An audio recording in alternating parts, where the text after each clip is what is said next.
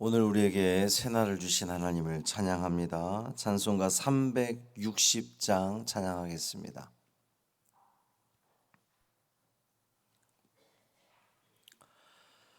찬송 360장 행군 나팔 소리에 찬양함으로 새벽 기도회를 시작하겠습니다.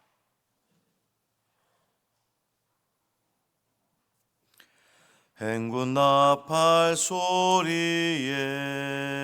주의 호령 났으니 십자가의 군기를 높이 들고 나가세. 선한 싸움 다 싸우고 의의 면류관 받았으리라. 선한 싸움 다 싸우고 의의 면류관 예루살렘 성에서 면류관 받으리.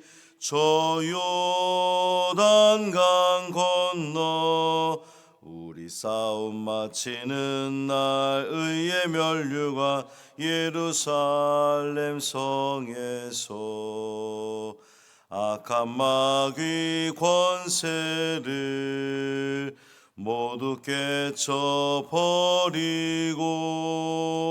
승리하신 주님과 승전가를 부르세. 선한 싸움 다 싸우고 의의 면류관 받았으리라. 선한 싸움 다 싸우고 의의 면류관 예루살렘 성에서 면류관 받으리. 저 요단강 건너 우리 싸움 마치는 날 의의 면류관 예루살렘 성에서 달려갈 길 다 가고 싸움 모두 마친 후 주와 함께 기쁨을 용사들아 누리세. 선한 싸움 다 싸우고 의의 면류관 받았으리라. 선한 싸움 다 싸우고 의의 면류관 예루살렘 성에서 면류관 받으리. 저 요단강 건너 우리 싸움 마치는 날 의의 면류관 예루살렘 성에서. 아멘. 사도신경으로 우리의 신앙을 고백하겠습니다. 전능하사 천지를 만드신 하나님 아버지를 내가 믿사오며 그 외아들 우리 주 예수 그리스도를 믿사오니 이는 성령으로 잉태하사 동정녀 마리아에게 나시고 본디오 빌라도에게 고난을 받으사 십자가에 못 박혀 죽으시고 장사한 지 사흘 만에 죽은 자 가운데서 다시 살아나시며 하늘에 오르사 전능하신 하나님 우편에 앉아 계시다가 저리로서 산 자와 죽은 자를 심판하러 오시리라. 성령을 믿사오며 거룩한 공회와 성도가 서로 교통하는 것과 죄를 사하여 주시는 것과 몸이 다시 사는 것과 영원히 사는 것을 믿사옵나이다. 아멘. 이사야 63장 1절부터 6절까지 말씀입니다.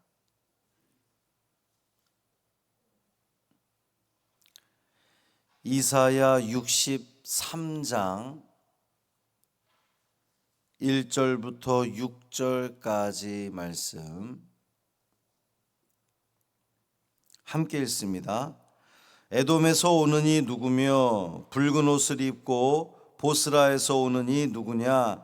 그의 화려한 의복 큰 능력으로 걷는 이가 누구냐? 그는 나이니 공의를 말하는 이요 구원하는 능력을 가진 이니라. 어찌하여 내 의복이 붉으며 내 옷이 포도즙 틀을 밟는 자 같으냐? 만민 가운데 나와 함께한 자가 없이 내가 홀로 포도즙 틀을 밟았는데 내가 노함으로 말미암아 무리를 밟았고 분함으로 말미암아 짓밟았으므로 그들의 선혈이 내 옷에 튀어 내 의복을 다 더럽혔음이니 이는 내 원수 갚는 날이 내 마음에 있고 내가 구속할 해가 왔으나 내가 본즉 도와주는 자도 없고 붙들어주는 자도 없으므로 이상하게 여겨 내 팔이 나를 구원하며 내 분이 나를 붙들었음이라. 내가 노함으로 말미암아 만민을 밟았으며 내가 분함으로 말미암아 그들을 취하게 하고 그들의 선혈이 땅에 쏟아지게 하였느니라. 아멘. 이 말씀 하나님 말씀입니다. 오늘도 주님과 동행하시는 복 있는 하루 되시기를 주님의 이름으로 축원합니다. 시온의 회복에 대해서 계속 이야기를 하는데 시온이 회복되고 영광을 누리기 위해서 반드시 해결돼야 할 그 문제가 있습니다. 그건 이 시온의 대적자에 관한 부분이에요. 대적자들. 시온의 회복과 영광을 방해하는 그 대적자들이 있는 한 시온은 온전한 평화를 누릴 수가 없습니다.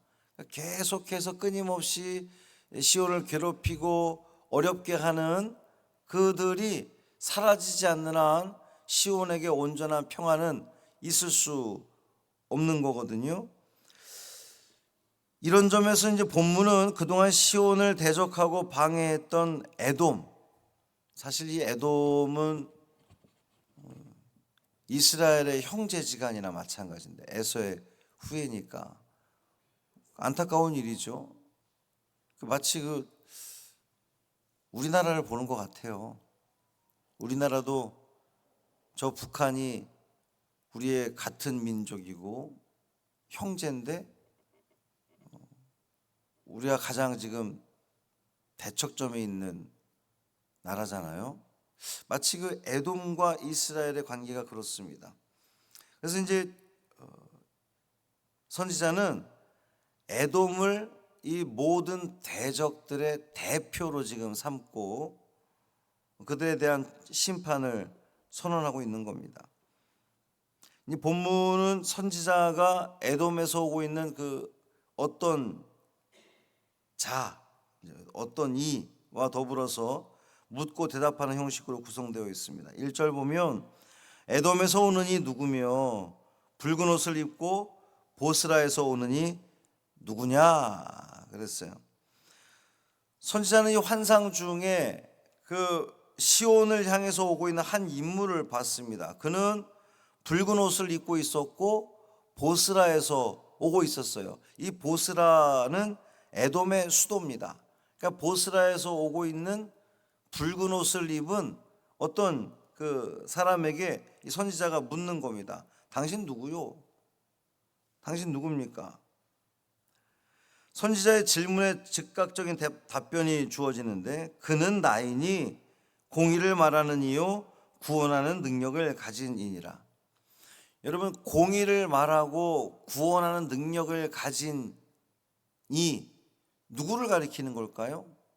하나님을 가리키는 겁니다. 공의를 말하는 그리고 구원하는 능력을 가진 분은 여호와 하나님이 유일합니다. 그 하나님을 가리키는 거예요. 2절 보면 어찌하여 내 의복이 붉으며 내 옷이 포도즙 틀을 밟는 자 같으냐. 그러니까 보스라에서 오는 그 붉은 옷을 입은 당신 누구요? 그랬더니 나는 공의를 말하는 자고 구원을 행하는 자다. 나 하나님이야.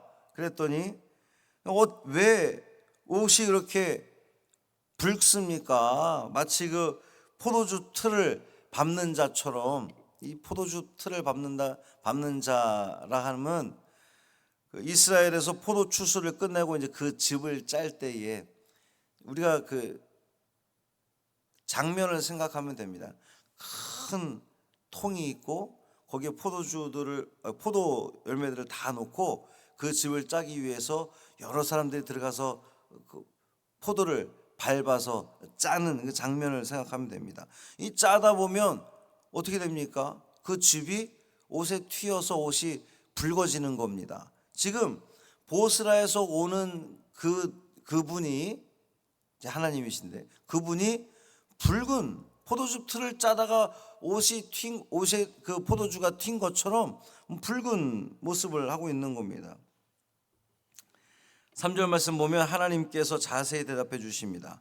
만민 가운데 나와 함께한 자가 없이 내가 홀로 포도주 틀을 밟았는데 내가 노함으로 말미암아 무리를 밟았고 분함으로 말미암아 짓밟았으므로 그들의 선혈이 내 옷에 튀어 내 의복을 다 더럽혔음이니. 포도즙 틀을 밟았고 무리를 밟았고 짓밟았으므로, 이 밟았다라고 하는 표현이 3번에 걸쳐서 나오고 있는데 이 밟았다고 하는 것은 대적들을 짓밟았다는 걸 이야기하는 겁니다. 여호와 하나님께서 이스라엘 대적, 그러니까 이제 에돔이죠. 하나님께서 직접 그 보스라에 가셔서 에돔 땅에 가셔서 이스라엘의 대적자들을 직접 짓밟은 거예요. 그 에돔 족속들을 짓밟음으로 말미암아 이제 피가 튄 겁니다. 선혈이 낭자한 거죠. 그래서 옷이 붉어지게 된 거예요. 이 답변에서 주목할 사실이 2가지가 있는데 하나는 홀로 밟았다는 겁니다. 일반적으로 포도즙 틀을 밟을 때는 방금 전에도 제가 말씀드린 것처럼 큰 그 통에 여러 사람이 들어가서 왜 마치 그 우리 이불 빨래 같은 거 할 때에 큰 나라에서 뭐 2-3이 들어가서 밟는 것처럼 큰 통에 여럿이 들어가서 그 포도주 틀을 밟게 되어 있는데 특이하게도 하나님은 홀로 포도주 틀을 밟았다는 거예요. 홀로 에돔이라는 포도주 틀을 밟으신 겁니다. 아무도 하나님과 더불어서 그 포도주 틀을 밟는 자가 없었습니다. 이 무슨 뜻이냐면 하나님께서 심판을 집행하실 때에 홀로 집행하신다는 겁니다. 누구랑 같이 집행하시는 것이 아니라 홀로 심판하신다는 거예요. 이전에는 생각해 보니까 이전에는 하나님께서 이스라엘이 범죄하였을 때 그들 심판을 무엇으로 했습니까? 바벨론이라든지 또 그 바사 페르시아라든지 또 아수르라든지 그런 그 이방 나라들을 하나님이 택하셔서 그들로 하여금 이스라엘을 심판했는데 이제 하나님께서 홀로 직접 심판하신다는 겁니다. 이것이 의미하는 것은 궁극적으로 마지막 그 종말의 때에 이 심판을 누가 하시느냐? 하나님이 홀로 심판하신다는 그러한 것을 알려주는 겁니다. 2번째로 노함과 분함을 인해서 밟았다는 거예요.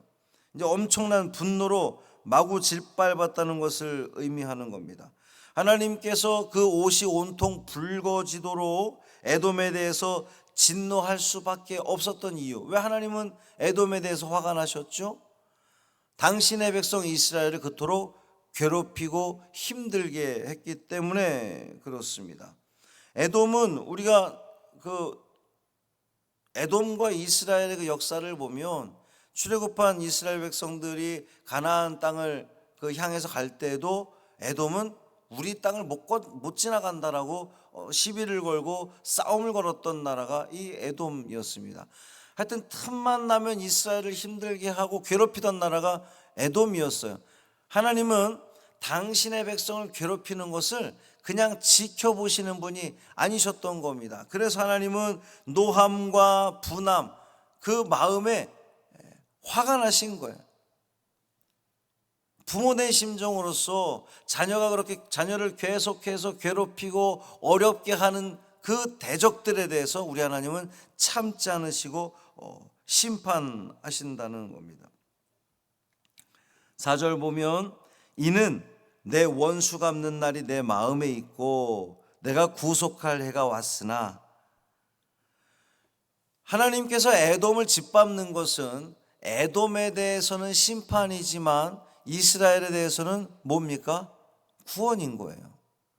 하나님의 그 자녀의 대적자들에 대해서는 하나님을 심판하시는 건데, 하나님이 그들을 심판하심으로 말미암아 이스라엘은, 하나님의 백성은 구원받는 겁니다. 구속할 해가 왔으나 5절 말씀 보면 내가 본즉 도와주는 자도 없고 붙들어주는 자도 없으므로 이상하게 여겨 내 팔이 나를 구원하며 내 분이 나를 붙들었습니다.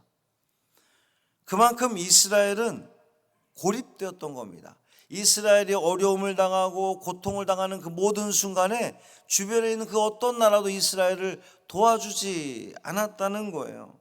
그래서 하나님께서 직접 염려하지 마라, 너를 도와주는 이가 아무도 없느냐? 내가 도와준다, 내 팔이 너를 구원하겠노라 라고 약속하시는 겁니다. 6절 말씀 보면 내가 노함으로 말미암아 만민을 밟았으며, 왜 만민을 밟습니까? 만민, 하나님은 하나님의 백성들을 괴롭히는 에돔뿐만 아니라 그 이스라엘을 에돔으로부터 보호하지 못하고 협력하지 않는 그 모든 나라들에 대해서도 하나님은 화를 내신다는 거예요. 왜 내 백성이 어려움을 당하는데 아무도 도와주지 않느냐? 우리 하나님은 그들을 향해서 분내신다는 겁니다. 노함으로 말미암아 만민을 밟았으며 내가 분함으로 말미암아 그들을 취하게 하고 그들의 선열이 땅에 쏟아지게 하였느니라. 하나님의 백성을 대적하는 자들의 종국은, 결말은 결국 파멸입니다. 이 말씀을 하나님의 백성된 우리에게 그대로 적용해 본다면, 여러분, 우리가 이 삶을 살아갈 때에 우리를 대적하고 우리를 괴롭히고 하나님 백성들을 어렵게 하는 그 모든 자들에 대해서 우리 하나님은 참지 않으신다는 거예요. 우리 하나님은 보응하시고 그들을 심판하실 겁니다. 그러니 여러분, 염려하지 마시고 담대히 당당하게 이 하루를 살아가시기를 바랍니다. 우리 하나님께서는 당신의 백성들을 늘 지키시고 보호하시는 나의 아버지 되시는 하나님이십니다. 그 하나님께서 오늘 하루 여러분의 삶을 지키시고 보호하실 테니 이 하루의 삶을 기쁨으로 감사함으로 당당히 살아내는 복된 여러분의 삶 되시기를 주님의 이름으로 축복합니다. 살아계신 아버지 하나님, 감사합니다. 하나님께서 당신의 백성들을 대적하는 저 에돔에 대하여, 또 그것을 방관하는 만민에 대하여 우리 하나님은 짓밟겠노라고 그렇게 선언하셨습니다. 심판하시겠다고 분명히 약속하셨습니다. 그만큼 하나님은 하나님의 백성들에 대해서 사랑과 또 자비와 은총을 베푸시는 하나님이신 것을 우린 다시 한번 깨닫게 됩니다. 직접 홀로 그 모든 일들을 행하시는 그 하나님을 우리는 신뢰합니다. 우리가 이 삶을 살아가면서 또 신앙의 길을 걸어가면서 우리로 하여금 낙심케 하고 좌절케 하는 모든 대적들을 주님 물리쳐 주옵소서. 특별히 우리의 마음을 어렵게 하고 우리의 생각과 우리의 삶을 하나님으로부터 멀어지게 만드는 그 모든 사단의 권세를 주님 물리쳐 주옵소서. 그래서 하나님께서 심판하시고 또 우리는 하나님의 그 구원함을 받아 이 하루의 삶이 평강의 삶으로 이루어지기를 간절히 기대하며 소망합니다. 성령 하나님께서 우리의 삶 가운데에 친히 함께 하시고 우리를 인도하여 주심으로 말미암아 주님이 주시는 그 참 평강을 다 누리는 우리 모두 되게 하여 주옵소서. 우리 주 예수 그리스도의 이름으로 축복하며 기도합니다. 아멘. 하늘에 계신 우리 아버지여, 이름이 거룩히 여김을 받으시오며 나라가 임하시오며 뜻이 하늘에서 이루어진 것 같이 땅에서도 이루어지이다. 오늘 우리에게 일용할 양식을 주시옵고 우리가 우리에게 죄 지은 자를 사하여 준 것 같이 우리 죄를 사하여 주시옵고 우리를 시험에 들게 하지 마시옵고 다만 악에서 구하시옵소서. 나라와 권세와 영광이 아버지께 영원히 있사옵나이다. 아멘.